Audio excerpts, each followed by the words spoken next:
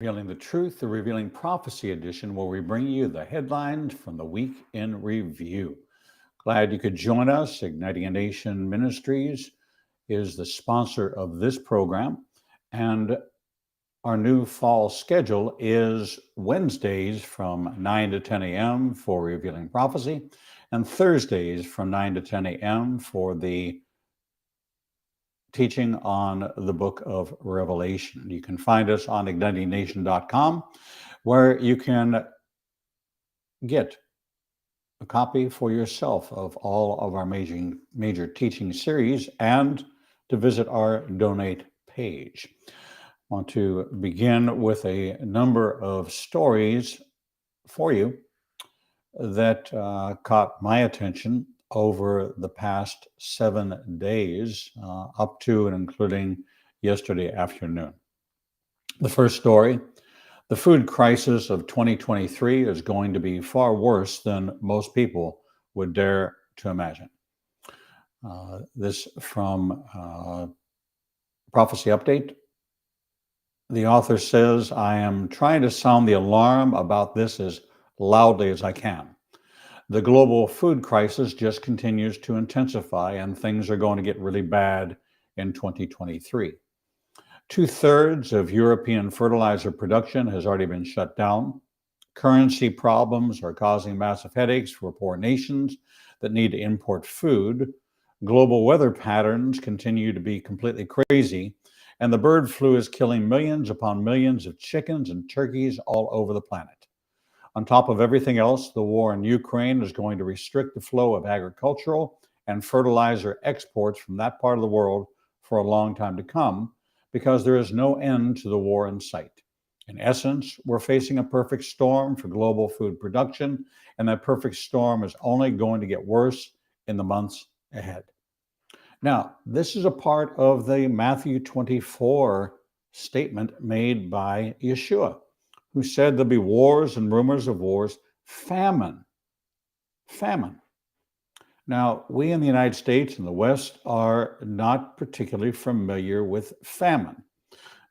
We look back to the Great Depression, we see the shortage of bread, we then see FDR coming in with a government cheese program. But in general, Americans in the West are not familiar with famine, but there are parts of the world that have been under severe famine for a long time. And it's time that we as believers began to pay attention to the global situation as opposed to just the Western situation. Global hunger has been on the rise for years. The United Nations World Food Program is warning that we are heading for yet another year of record hunger. The world is at risk of yet another year of record hunger as the global food crisis continues to drive yet more people into worsening levels of severe hunger, warns the United Nations World Food Program, in a call for urgent action to address the root causes of today's crisis ahead of World Food Day, which was on October the 16th. The global food crisis is a confluence of competing crises caused by climate shocks, conflict, and economic pressures that has pushed the number of severely hungry people around the world from 282 million to 345 million in just the first months of 2022. The UN World Food Program scaled up food assistance targets to reach a record 153 million people in 2022, and by mid-year had already delivered assistance to 111.2 million people.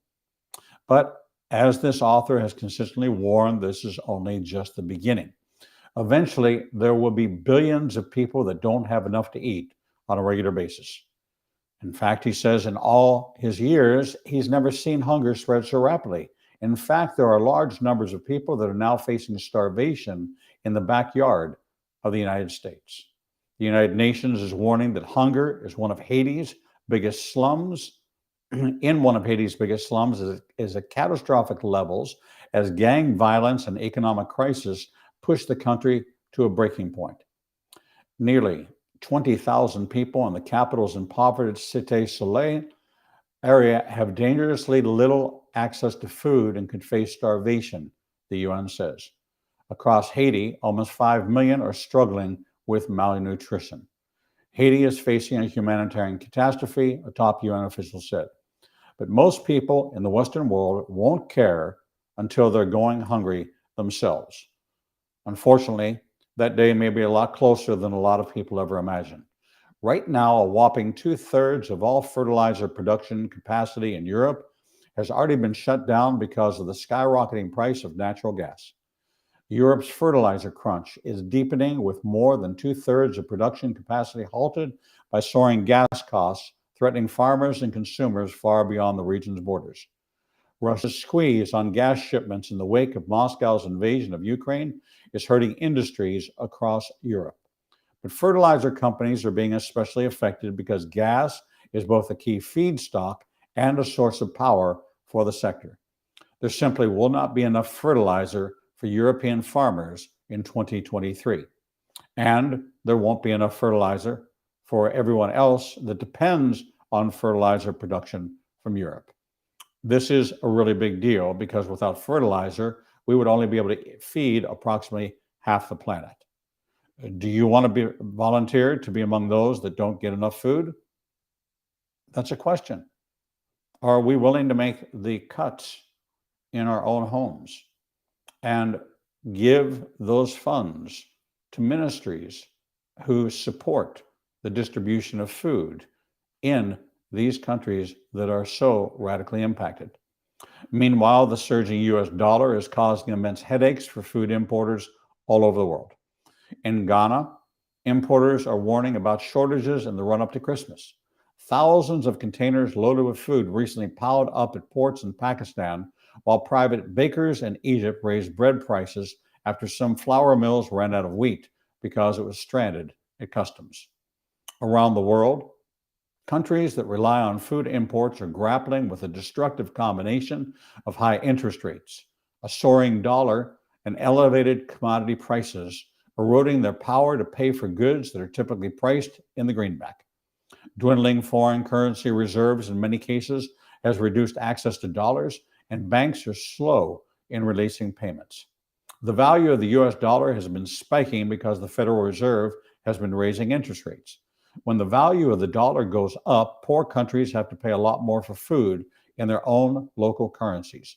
So the Federal Reserve is actually making the global food crisis worse by hiking rates. But they are going to keep doing it anyway. At the same time, global weather patterns continually go completely haywire. This summer, we witnessed the worst drought in Chinese history. Europe endured the worst drought in 500 years, and the Western United States continue to suffer through the worst multi-year mega drought in at least 1,200 years. Needless to say, all of this drought is absolutely devastating agricultural production. According to the Washington Post, more than 80% of the U.S. is facing troubling dry conditions right now. In the middle of the country, this has caused a horrific crisis for the barge traffic along the Mississippi River. If you've seen any other photos coming out of the Mississippi Delta region, you'll find that there are barges and ships that are sitting on dry river beds. The barge industry is quite important. It's crucial for moving aluminum, petroleum, fertilizer, and coal, particularly on the Mississippi River and its tributaries. About 60% of the grain and 54% of the soybeans for U.S. export are moved via the Noble barge. Barges touch more than a third of our exported coal as well. Right now, the barge industry, and all of us who depend on its wares, is mired in a crisis. Water levels in the Mississippi River basin are at its lowest point in more than a decade. Last week, approximately 2,000 barges were struck at one point. Sadly, very dry conditions are expected over the next several weeks, and so things are not likely to get better anytime soon. Low water levels and dredging shuttered barge traffic heading north and south on the Mississippi last week. At one point, more than 100 towboats and 2,000 barges were struck waiting. The blocked off section of the river between Louisiana and Mississippi reopened Monday. Traffic is limited to one way, according to Petty Officer Jose Hernandez of the United States Coast Guard. That's certainly better than zero-way traffic, but the Mississippi is still expected to be even more parched. Lisa Parker, a A representative of the United States Army Corps of Engineers told FreightWaves that drier conditions are expected over the next several weeks. The river is slurping up water reserves right now, Parker added, but those reserves will eventually run out. As a result of this crisis, rates to move goods by barge have gone through the roof, and we could ultimately see massive amounts of agricultural produce rot before it can get to consumers. Since many barges are stuck and cannot move at all, barge prices are reportedly hyperinflating. As of this writing, the highest US dollar per ton price shown is $90.44. Prior to the massive spike, it was under $10 to move a ton of goods. This is a 900% increase in the cost to move a ton of freight by barge. The vast majority of the now stranded bean piles and other farm goods were intended for major export terminals in the Gulf of Mexico.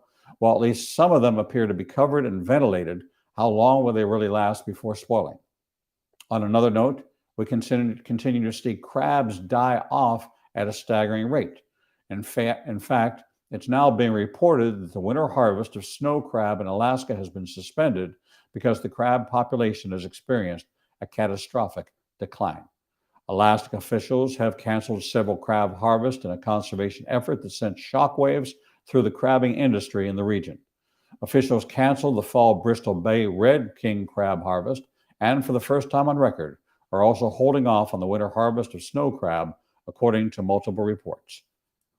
Latest update, the snow crab harvest has been canceled for this year. The decision comes after stark recent population declines of the animals. Data from a NOAA Eastern Bering Sea survey shows a 92% decline in overall snow crab abundance from 2018 to 2021. The Alaska Department of Fish and Game confirmed to USA Today. An 83% decline occurred from 2018 to 2022. As some small crab entered the population in 2022, according to the department's Division of Commercial Fisheries. And thanks to global bird flu pandemic, birds continue to die in staggering numbers as well. If you can believe it, nearly 100 million chickens and turkeys have already been wiped out during the pandemic in the United States and Europe alone. And experts are warning that this pandemic will only intensify now that cold weather is arriving. Those of you that have been to the grocery store lately already know that egg prices, chicken prices, and turkey prices have surged to absolutely crazy levels. At this point, prices are so high that one recent survey found that 1 out of every 4 Americans plan to skip Thanksgiving this year in order to save money.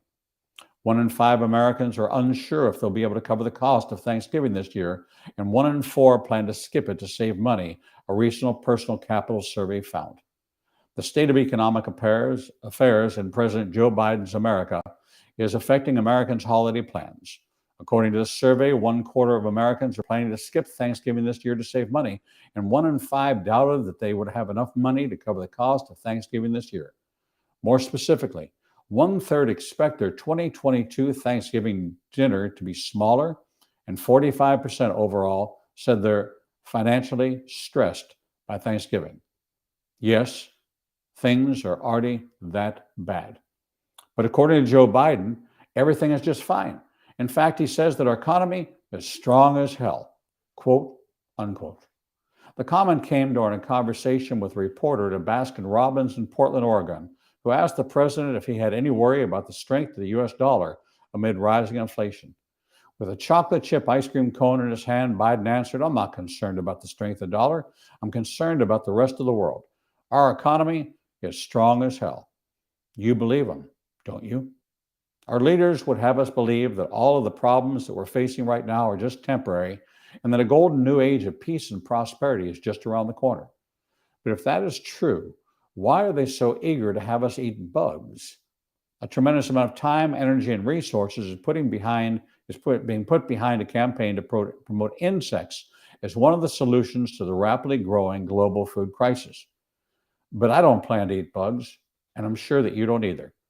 Unfortunately, there isn't going to be nearly enough food for everyone on the planet in 2023, and millions upon millions of deeply suffering individuals will soon be desperately hungry.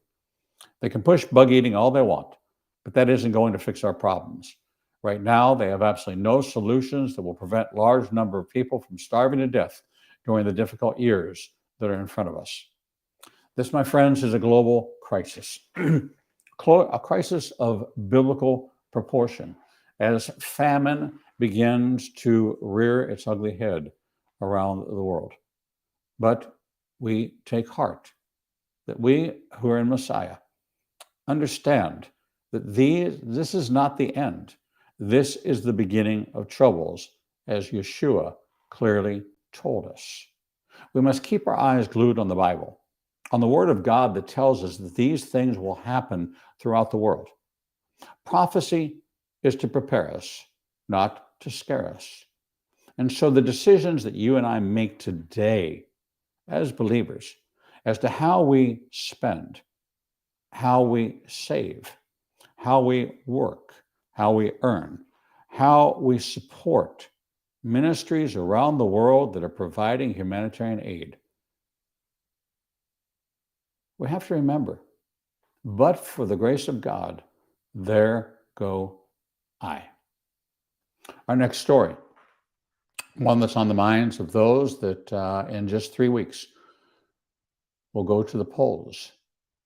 And I want to encourage all of you to weigh in to what's going to happen in November.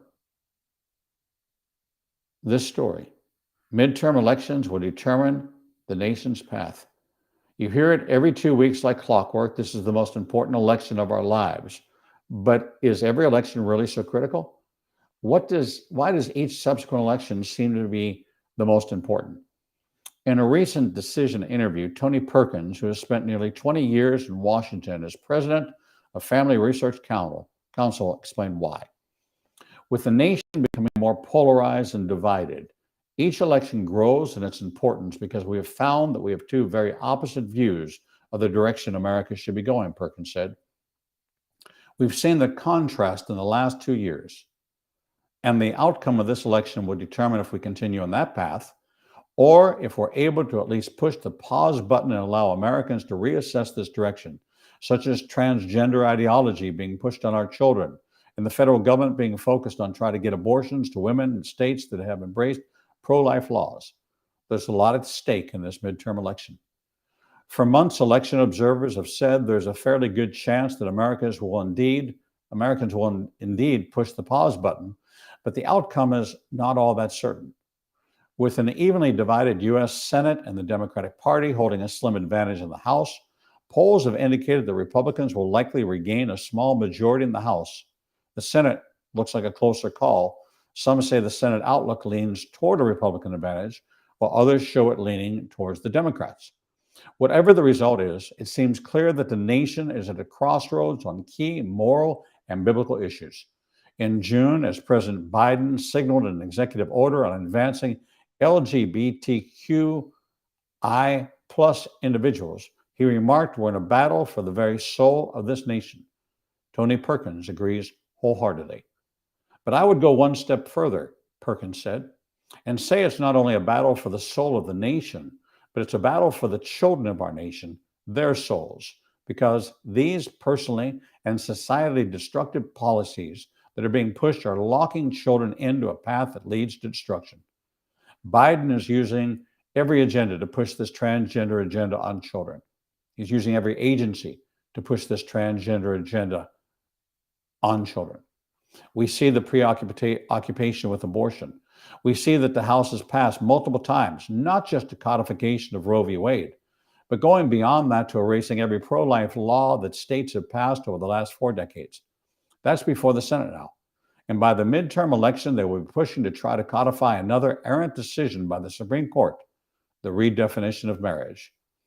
Although evangelicals have tended to align with the Republican Party on many issues since the 1980s, voters should not assume that all Republican candidates will take biblical positions. In July, a bill called the Respect for Marriage Act passed in the House, with 47 Republicans joining all Democrats in voting for the bill. Christian leaders have called the bill a disaster for religious liberty. It would repeal the Defense of Marriage Act and codify same-sex marriage into federal law with severe repercussions for Christian wedding vendors, businesses, universities, adoption agencies, and others who hold a biblical view of marriage. Perkins spoke with one of the conservatives who voted for the bill. The man's explanation revealed the danger in assuming that legislators will always demonstrate clear thinking, and also a deeper issue: the failure of the church to communicate what the Bible teaches about such issues. My pastor said that I should probably vote for this, the man told Perkins.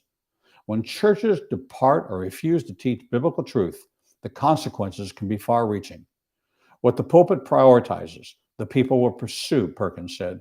If the pulpits are silent on an issue because they don't want the cultural pushback, the social media storms, or the hateful things said about them, then why do you expect the political leaders to do it? So what about this year's elections? How should Christian voters evaluate their choices? Party platforms are helpful, Perkins said, since members tend to follow their party's platforms about 80% of the time. But voters must also look at where the individual candidates stand on the issues. I believe we should choose leaders who know God and who fear him, Perkins said. I don't think being a Christian alone qualifies you for office, but I believe we should be looking for leaders who have a biblical worldview, who look to God's word for direction on these issues. In order to have such candidates to choose from in the first place, Christians must be willing to run for office if God leads. And Perkins says he sees more and more men and women of faith being called by God to run for office today. That tells me something, Perkins said. I believe God is pouring out his grace and mercy upon us and is allowing us to change the path we're on as a nation. But some people criticize believers who become involved in the political process. They accuse evangelicals of being hungry for power.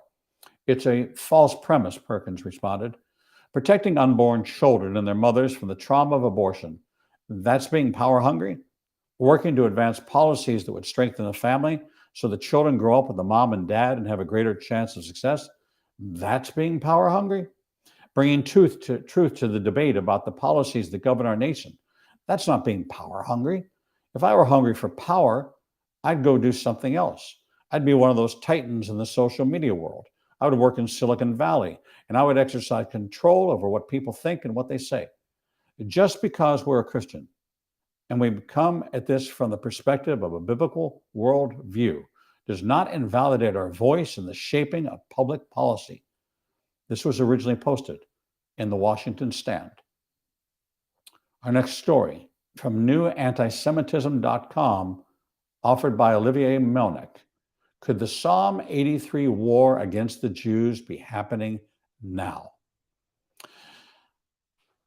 The story reads, few passages of the Bible are as controversial as Psalm 83. The Psalm speaks of a war against Israel, led by a coalition of her worst enemies. People have interpreted this short psalm as a prophetic plea by Asaph to God for protection in the time of a conflict. The war of Psalm 83 has been placed before the rapture or during the tribulation by various respected Bible teachers. Psalm 83 speaks of a conflict, and it's neither before the rapture nor during the tribulation. It is raging right now. The Psalm 83 war is here, and it's not what you think. Psalm 83 was written by Asaph in Psalm 73 to 83, a contemporary of King David. It describes in just 18 verses a desperate plea to the Lord by Asaph to destroy the enemies of Israel who wanted to wipe Israel off the map completely. They have said, "Come, let us wipe them out as a nation, that the name of Israel is remembered no more," in verse 4. The list of 10 enemy nations is given later in the psalm.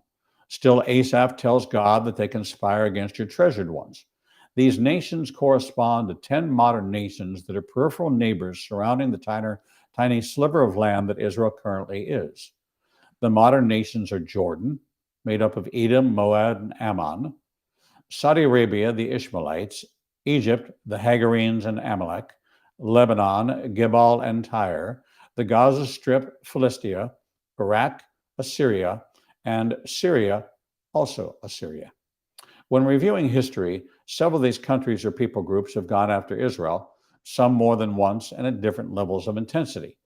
However, as Asaph claims, the 10 countries have never formed a confederation to go after Israel. So this must be a future war as we get closer and closer to the final chapter of recorded biblical history and are inching our way into the tribulation. Let's assume that these 10 modern countries decided to team up against tiny Israel. This poses an immediate problem since Egypt has been officially at peace with Israel since 1979, when Anwar el Sadat and Menachem Begin signed the peace treaty at the White House under President Jimmy Carter. Additionally, Jordan has also been at peace with Israel since 1994, when King Hussein and Yitzhak Rabin met again at the White House under President Bill Clinton. While not every Egyptian and Jordanian might share the peaceful behavior of their leaders, the peace treaties still hold. Some Bible teachers will look at Zechariah 12 and 30, describing an attack on Jerusalem when all the nations of the earth will be gathered against it.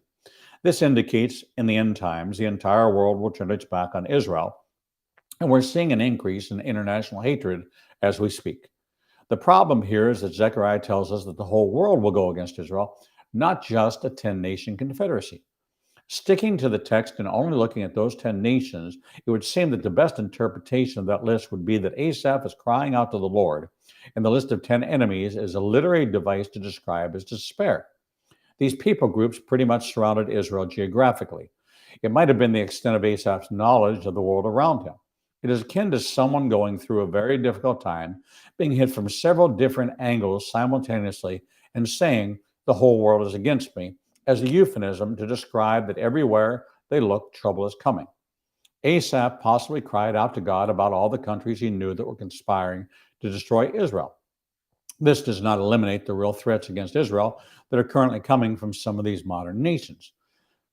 Yet there's another aspect of the Psalm 83 war that many people overlook as they're trying to reconcile an attack from the various countries and places it and place it properly on the timeline. This author would suggest that the war of Psalm 83 is already happening from verses 3 and 5. They make shrewd plans against your people and conspire together against your treasured ones. They have said, "Come and let us wipe them out as a nation, that the name of Israel is remembered no more. For they have conspired together with one mind against you, they make a covenant." The Psalm 83 war is simply a war against the Jews. It is a war fought by Satan and his posse. Every battle is an act of anti-Semitism coming from the enemy, subcontracting his age-old hatred of God's chosen people.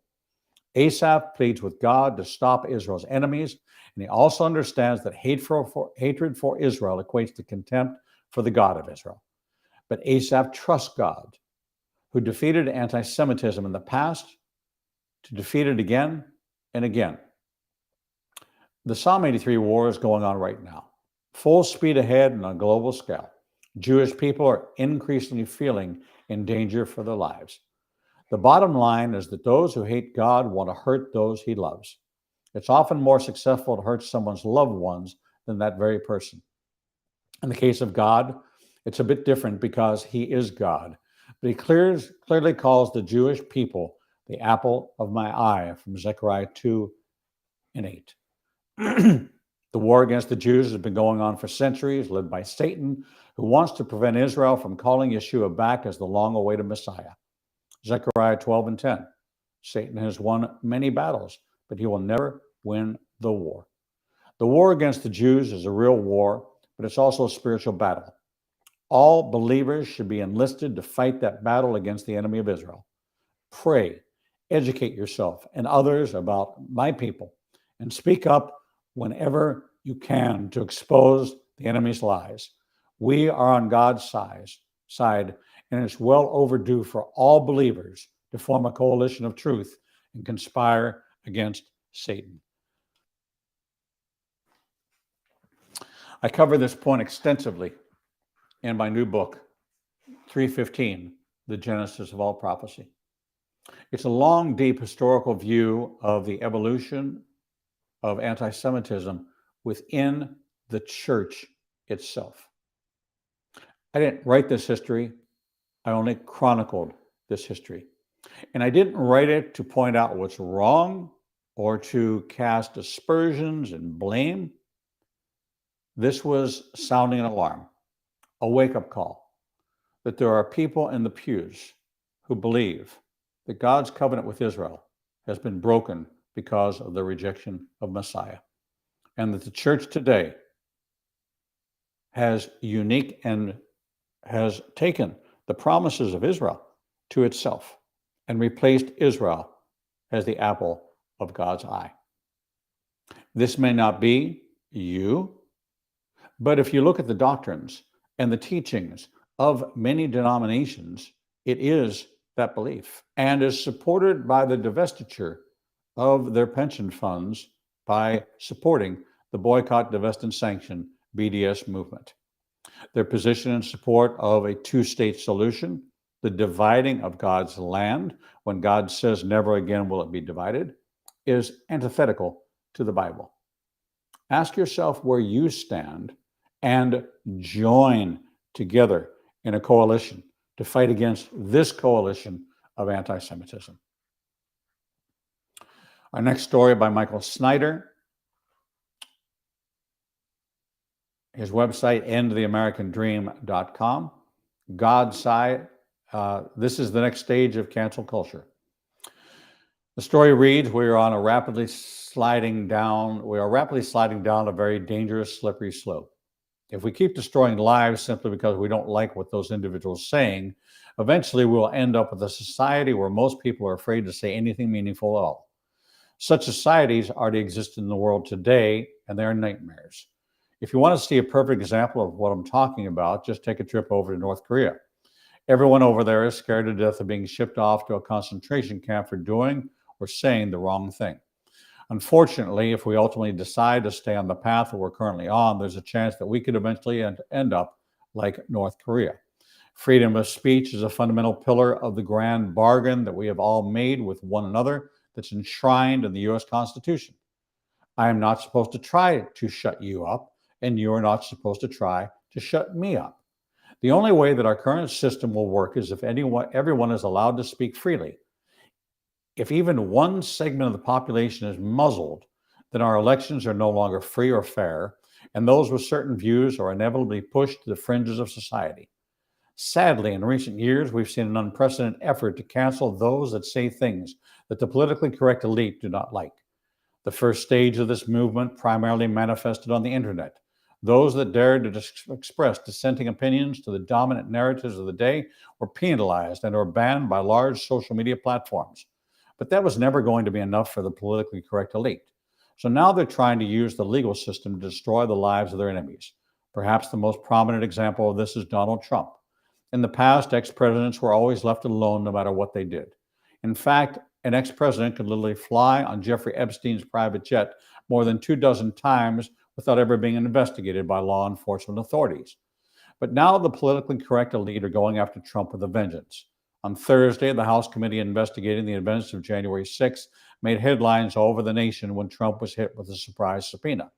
The House committee investigating the January 6, 2021 attack issued a surprise subpoena seeking testimony from former President Donald Trump, a challenge with little historical precedent that members said was a necessary final act before the panel concludes its work. The unanimous vote came at the end of the committee's ninth and likely final public hearing, a session intended as a closing argument to the panel's 14-month investigation. Combining a mix of new evidence gathered by the committee since July and testimony played at previous sessions, the hearing aimed to bolster a conclusion that members have hammered again and again, that the violence on January the 6th was the direct and predictable result of Trump's choices in the weeks after he lost the bid for re-election. But there are other investigations that probably hold even more trouble for Trump. Attorney General Merrick Garland is probably going to indict Trump for mishandling classified documents. And after the midterm elections are over, Fulton County District Attorney Fani Willis is likely to indict Trump on interfering in the 2020 election. The Georgia prosecutor leading an investigation into efforts by Donald Trump and his allies to overturn the 2020 election is aiming to quickly wrap up the grand jury's work after the midterm elections and could begin issuing indictments as early as December. Sources familiar with the situation tell CNN. Fulton County District Attorney Fani Willis has said that her investigation into attempts to subvert the 2020 elections will go quiet beginning later this week to avoid any appearance of influence in the upcoming election. But while her investigation will not make any overt moves in the next few weeks, her team is gearing up for a flurry of activity after Election Day. As this article was being written, Trump is the subject of a total of 6 different investigations around the nation. In the entire course of U.S. history, we have never seen anything like this before. The politically correct elite are literally trying to use the legal system as a weapon to destroy Trump because they want to make sure that he can never run for president again. That same sort of thing was done to Alex Jones. Last week, the mainstream media triumphantly declared that a jury had come up with a $965 million verdict in a Sandy Hook defamation case. Connecticut officials and victims' families last Wednesday praised the jury's verdict issued early in the day that InfoWars' Alex Jones should pay $965 million to people who suffered from his false claim that the Sandy Hook elementary school shooting was a hoax, even as they acknowledged the tragedy and the threat that further conspiracies still loom. The Sandy Hook families deserve every dollar coming to them from Alex Jones, Senator Chris Murphy, Democrat from Connecticut, wrote on Twitter. But let's be clear. There's a whole ecosystem of hate and conspiracy, and Jones is just one organism of many. Until the political right purges this movement from its ranks, none of this ends. This broke the record for the most money ever awarded in a defamation case by about $700 million. In my entire lifetime, I've never seen a figure that's more ridiculous. But of course, the goal was to never accurately compensate the families for any emotional harm that they may have suffered from what Alex Jones did. The attorneys on the other side made it very clear to the jury that the goal was to destroy Alex Jones. And if they get away with doing this to Alex Jones, they will inevitably start going after other prominent voices that they deem to be offensive. This is going to have such a chilling effect on free speech. Everyone is going to start thinking twice about having an independent opinion about any news story because that independent opinion could get you sued into oblivion. Financial institutions are starting to fully embrace the cancel culture movement as well. In recent days, a number of individuals, groups, and organizations have had their financial accounts suddenly canceled without warning, and that even includes the National Committee for Religious Freedom. Meanwhile, according to FaithWire, the National Committee for Religious Freedom, a 501c4 political action nonprofit, had just had its accounts canceled as well. Sam Brownback, the group's chairman and the former U.S. ambassador at large for international religious freedom under the Trump administration, said the bank decided to end the relationship and close the account after only 3 weeks.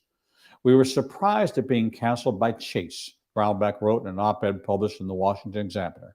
When our executive director called to see if this was an error, he was informed that a note in the file read that Chase employees were not permitted to provide any information further clarifying information to the customer. The executive director, Justin Murph, reached out for more information, but was told the decision was made at the corporate level and was final and non-revocable. Why the cancellation? Why the secrecy and lack of transparency? How in the world is the National Committee for Religious Freedom a threat to anyone? I don't know, but they must have offended someone somewhere along the line. Just a single offensive statement is all that takes for these people. We truly are becoming a little bit more like East Germany with each passing day. Even though I do not like what millions upon millions of my fellow Americans have to say, I've always been a relentless champion of free speech. But if we lose our freedom of speech, America dies. I hope that more of my fellow Americans will start to realize this, because free speech is starting to disappear at a pace that's alarmingly frightening. When we see our civil liberties, when we see the overreach of government, we begin to see a glimpse, a foreshadowing of what the one world order, what the one world government will impose on all those who are on the face of the earth. This is a biblical end-time prophetic move, and you are watching it unfold. We must always look at the edges of these movements to find the place where we can then peel them back like an adhesive bandage, to peel back so we can see what's underneath it. It's been Biden's agenda for his entire career, like the Bernie Sanders, to have a one world government. We are acquiescing to China and taking on more Chinese investments in this country, more agricultural investments from China. We are looking to China, who continues to be a threat in that region, to take Taiwan and to control the shipping lanes for all of the Eastern Pacific. This is a global threat, and we're seeing the fringes of it in policies like this. Our next story. And I'm going to fast forward because there's more that I want to share with you. And I'm sharing this with you to sound an alarm, to make you aware of stories that you might be aware of, might not be aware of. Like this story here from Bill Wilson over at the Daily Jot. Research is creating a more deadly COVID strain. We heard throughout the entire COVID-19 pandemic that reasonable people must follow the science. Yet the science that was repeatedly followed was political science, as dissenting science was censored. Now, scientists at Boston University, and supported by Harvard, Cleveland Clinic, Loyola University, and the University of Wisconsin, among others, have collaborated on developing a strain of COVID called Omicron X that is 5 times more infectious than Omicron and is vaccine resistant.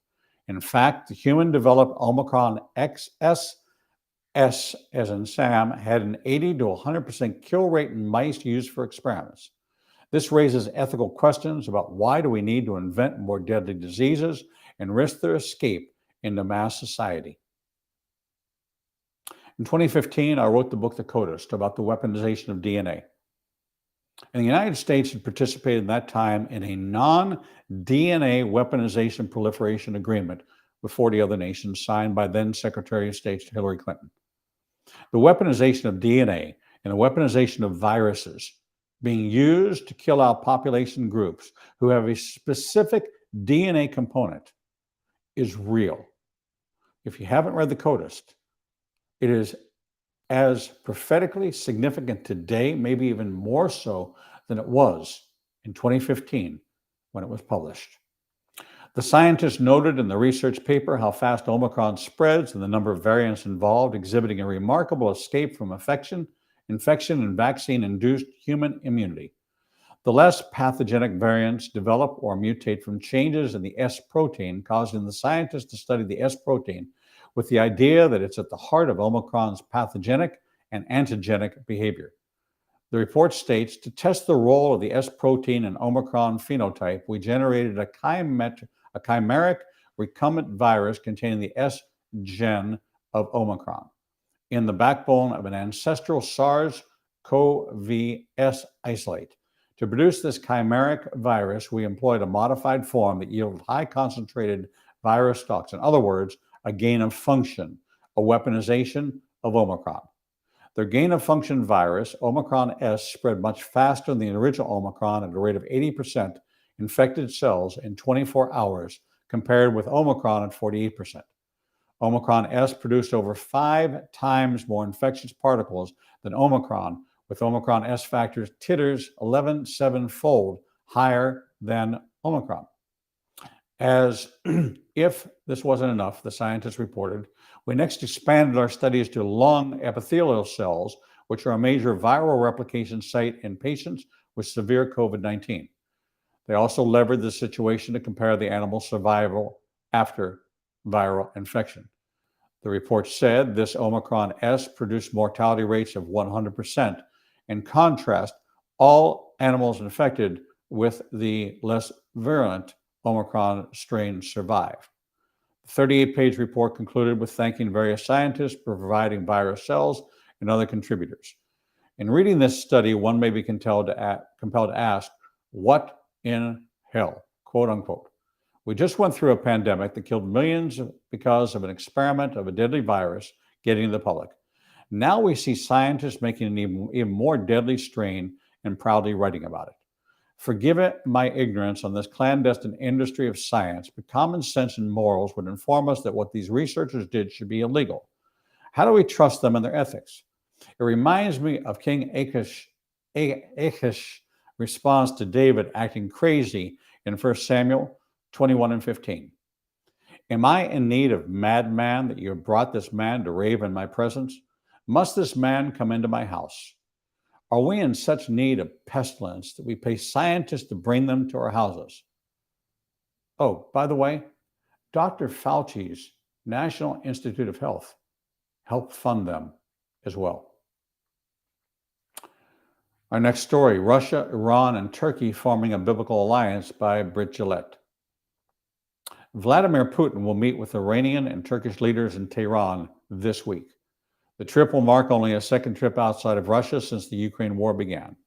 In his previous trip outside the country, Putin visited Tajikistan, home to Russia's largest military base outside of its own borders, to discuss Afghanistan's stability. He then attended a summit in Turkmenistan to discuss energy policy with Azerbaijan, Kazakhstan, Iran, and Turkmenistan. Given Russia's ongoing military campaign in Ukraine, these trips highlight the significance of Russia's relationship with these countries and with Iran and Turkey in particular. So why should you care? You should care because more than 2,600 years ago, the prophet Ezekiel warned of a future time when a vast coalition of nations will attack Israel. The leader of this coalition is a man known as Gog, the ruler of Magog, from Ezekiel 38 and 1. This is why the invading force is known as the Gog of Magog coalition. According to Ezekiel, this alliance will send an overwhelming force to invade Israel in the last days. And today, for the first time in human history, we see this alliance forming. Which nation does Ezekiel describe? He identifies the invading nation as Magog, Rosh, Meshach, Tubal, Persia, Cush, Put, Gomer, and Beth Togarmah from Ezekiel 38, 1 through 6. If you look on a 2022 map of the globe, you won't find any of these nations. So how can I say this alliance is forming? Because these are the ancient biblical names of these nations, and while their names have changed over the years, we can still locate them on a map today. Here is a list of each nation followed by its modern day name. Rosh, Russia, Magog, Kazakhstan, Uzbekistan, Turkmenistan, Kyrgyzstan, Tajikistan, and Afghanistan. Persia, Iran, Kush, Sudan, Put, Libya, Meshach, Tubal, Gomer, and Beth Togarmah, Turkey. Putin's visit to Tehran will mark the third nations he's visited since the Ukraine war began, and all three, Tajikistan, Turkmenistan, and Iran, are part of the Gog of Magog alliance. Moreover, during the course of these three visits, Putin will meet with two additional members of the Gog of Magog alliance, Kazakhstan and Turkey. Is this a coincidence? I don't think so. It's been centuries since Ezekiel first recorded these prophecies, yet this alliance has never existed. It certainly hasn't invaded Israel, but now, today we see it coming together. Putin's trip to Tehran to meet with Iranian and Turkish leaders should be of particular interest to those who study Bible prophecy. Why? Because until recently, these three nations made an unlikely alliance. First, these three nations have never been aligned in all of human history. Second, Turkey is a member of NATO, and until recently, actively sought EU membership.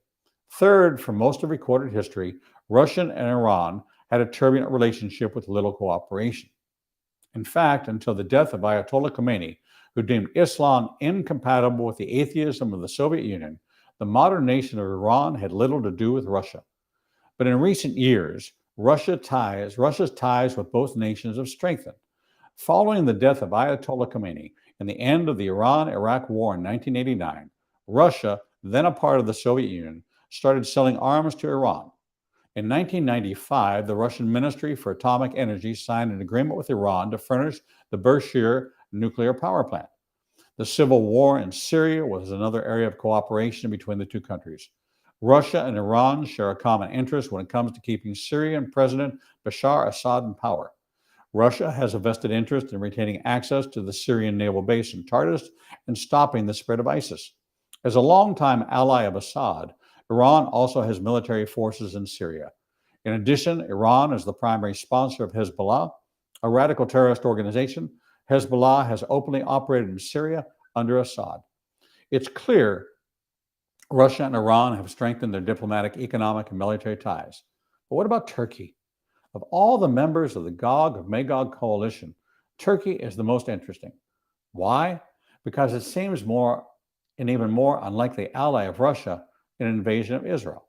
Following World War I, Turkey established a secular Western democracy and became a model democratic republic in the Middle East.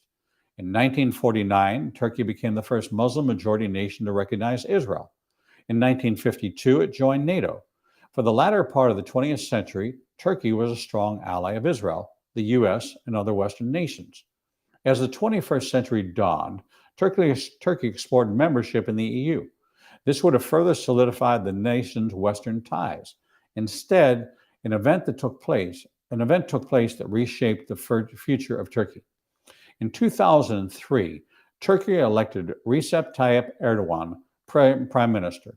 A former member of a banned Islamic political party, Erdogan's administration has been hostile toward Turkey's secular and democratic institutions. Under Erdogan, Turkey has turned from its traditional Western allies and cultivated relationships with nations that oppose Western democracy. In July 2016, Erdogan cracked down on his political opponents following what he claimed was a coup attempt. He imprisoned thousands of citizens and consolidated his grip on power. A 2017 referendum further extended that power. Now the president, Erdogan, is the undisputed ruler of Turkey. The nation, once hailed as a model of freedom and democracy in the Muslim world, has quickly devolved into a totalitarian regime eager to befriend America's enemies. In September 2018, Turkey met the leaders of Russia and Iran in Tehran to discuss the future of Syria. In February 2019, Turkey met the leaders of Russia and Iran in Sochi to coordinate joint military plans in Syria. Now these nations are meeting once again in Tehran. The relationship between Putin and Erdogan is strong and growing. All that's left to permanently move Turkey into the Russian ally column is a clear break between Turkey and NATO. What could cause that? We may be witnessing now. Turkey is experiencing massive inflation. They also counted on Ukraine for a significant portion of their food supply. Inflation and food shortages threaten Erdogan's grip on power. Where can he get a steady supply of energy and food? Russia. It may be what finally drives Turkey into Russia's corner. When that happens, the key players in the Gog of Magog alliance will be in place. So when will this invasion take place? The Bible says it will come in the latter days, Ezekiel 38:8. The original Hebrew word in this verse is akarith, which means after part, latter part, last, close, or end. In other words, this alliance will form in the last days, just prior to the return of Yeshua. Ezekiel used the same word akarith 8 verses later when he says the invasion will come in the last days in Ezekiel 38:16. This is confirmed again when Ezekiel reveals the Russian leader's thoughts. Gog says to himself, I will attack the once abandoned cities now populated with the Jews who returned from exile among the nations. Ezekiel 38:12. This tells us Russia and its allies will attack the land when it's filled with the exiles who returned from among the nations. In other words, the target is modern-day Israel. This means the invasion is coming in our day and time. Ezekiel stresses the fact again and again when he says the invasion will occur after Israel's people have been gathered from among many nations, Ezekiel 38:8. And when I bring my people home from among the enemy nations, Ezekiel 39:27. This return home from among many nations has happened only once in all of human history, modern-day Israel. While we wait for that moment, the military forces of these three most powerful members of the Gog of Magog alliance, Russia, Iran, and Turkey, are now cooperating in Syria. This puts their joint military forces right on Israel's borders. And not just any border, Israel's northern border. This is where Ezekiel said the invading forces will come from, north of Israel in Ezekiel 38:15 and Ezekiel 39:2. Is this a coincidence? Again, I don't think so. Never in history have these three nations formed an alliance. Now they're all stationed directly to Israel's north. The stage is now set for the fulfillment of the Ezekiel 38:39 prophecies. Turkey has made a strategic choice to align itself with Russia and Iran. Eventually, Russia, Iran, Turkey, and the other nations in the Gog and Magog alliance will send an overwhelming invasion force against Israel. Ezekiel 38:8 and 9. When they do, God will destroy them and display his power and glory for all the nations to see. Ezekiel 38:23. It's one more sign of how close we are to the second coming of Messiah. The rise of the Gog of Magog alliance is a major sign of the end times and the second coming of Messiah. Remember, Ezekiel said this coalition will attack Israel in the last days, Ezekiel 38:16, after they have gathered from among many nations, Ezekiel 38:8. The prophet Jeremiah spoke about this same regathering among the nations. He said God would gather the remnant of his flock from the nations where he had driven them and bring them back into the land. Jeremiah 23:3-4. And then God will raise up a righteous descendant of King David, a king who will rule the land with the wisdom. Jeremiah 23:5-6.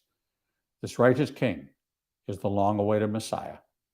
Through the prophet Micah, God promised to gather his exiles and form them into a strong nation. Then he promised to rule from Jerusalem as their king forever. Micah 4:6-7. The modern-day nation of Israel is the fulfillment of God's promise to regather his people back in the land of Israel. So it should come as no surprise to see Russia, Iran, Turkey, and the other nations Ezekiel noted in cooperation with each other. According to the Bible, it's only a matter of time before they attack Israel. Ezekiel 38:8-9.